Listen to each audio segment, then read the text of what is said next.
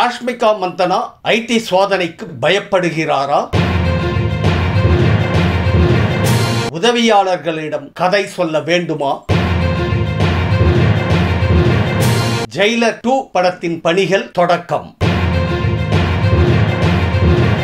கிழக்கே போகும் ரயில் ஹீரோவின் பரிதாப நிலை. ராஷ்மிகா மந்தனா ஐடி சோதனைக்கு பயப்படுகிறாரா? அனிமல் படத்துக்கு பின்னர் நாடறிந்த நடிகையாகிவிட்ட ராஷ்மிகா மந்தனா தற்போது சர்ச்சையில் சிக்கியுள்ளார். சில தினங்களுக்கு முன்பு ராஷ்மிகா மும்பை அடல் சேது கடல் பாலத்தில் பயணம் செய்து வியந்த அனுபவத்தை வீடியோவில் பகிர்ந்திருந்தார். அதுதான் இப்போது அவருக்கு தலைவலியாக மாறியிருக்கிறது. ஐடி சோதனையில் இருந்து தப்பிக்க பாஜகவை காக்கா பிடிக்கிறீர்களா என்று நெட்டிசன்கள் வருத்தெடுத்து வருகின்றனர். मुझे नहीं बाहर देख क्या दिख रहा है? If you still just seeing a sea bridge, then knock knock, open your eyes, bro. Mumbai Trans Harbour Link, Bharat's longest ever sea bridge, 22 kilometers long, 6 lanes. It cuts 2 hours journey to just 20 minutes. Unbelievable, ना? कुछ साल पहले कोई सोच भी सकता था कि ये होगा? ये नॉक है उन बंद दरवाजों पर जो कहते थे India can't dream big, but we built this majestic marvel in just 7 years.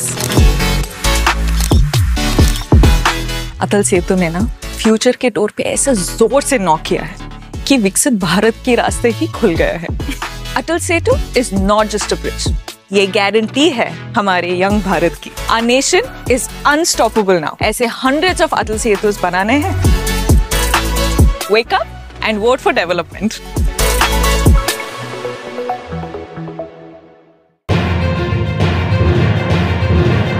உதவியாளர்களிடம் கதை சொல்ல வேண்டுமா? டாடா, ஸ்டார் ஆகிய இரு படங்களின் வசூல் ரீதியிலான வெற்றியை தொடர்ந்து வளர்ந்து வரும் இளம் நடிகர்களின் பட்டியலில் லேட்டஸ்டாக நடிகர் கவின் இணைந்துள்ளார். ஸ்டார் திரைப்படம் ரூபாய் 7 கோடியை வசூலித்ததை அடுத்து தனது சம்பளத்தை ரூபாய் 5 கோடியாக கவின் உயர்த்தியுள்ளதாக கூறப்படுகிறது. அத்துடன் இனி அவரின் இரு உதவியாளர்கள் கதையை கேட்டு ஓகே செய்தால் மட்டுமே மூன்றாவதாக கவின் கதையை கேட்பார் என்று சினிமா வட்டாரங்கள் கூறுகின்றன.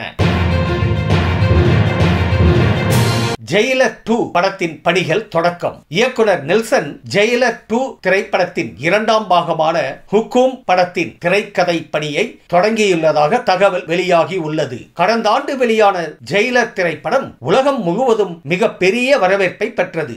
அதன் வெற்றியை தொடர்ந்து 2ஆம் பாகத்தை எடுக்க திட்டமிட்டுள்ளதாக நெல்சன் அறிவித்தார். அதற்கான பணிகளை தொடங்கியுள்ளதாக அவர் கூலி படத்திற்கு பிறகு படப்பிடிப்பை தொடங்க உள்ளதாக கூறப்படுகிறது. கிழக்கே போகும் ரயில் ஹீரோவின் பரிதாப நிலை. 1978 கிழக்கே போகும் ரயில் திரைப்படத்தில் ஹீரோவாக அறிமுகமாகி 1980களில் தமிழ் சினிமா நட்சத்திரமாக வலம் வந்தவர் நடிகர் சுதாகர். அதன் பிறகு சில படங்கள் தோல்வி அடைந்ததால் சினிமாவை விட்டு அவர் விலகினார். தற்போது 65 வயதாகியுள்ள சுதாகர் அடையாளம் தெரியாத அளவுக்கு மாறியுள்ளார். இவரது புகைப்படத்தை பார்த்து அதிர்ச்சி அடைந்த அவரது ரசிகர்கள் முந்தைய நினைவுகளை பகிர்ந்து வேதனையை வெளிப்படுத்தி வருகின்றனர். இந்த வீடியோ உங்களுக்கு பிடிச்சிருந்தா கமெண்ட் பண்ணுங்க, ஷேர் பண்ணுங்க, லைக் பண்ணுங்க. மறக்காம சப்ஸ்கிரைப் பண்ணுங்க. நன்றி.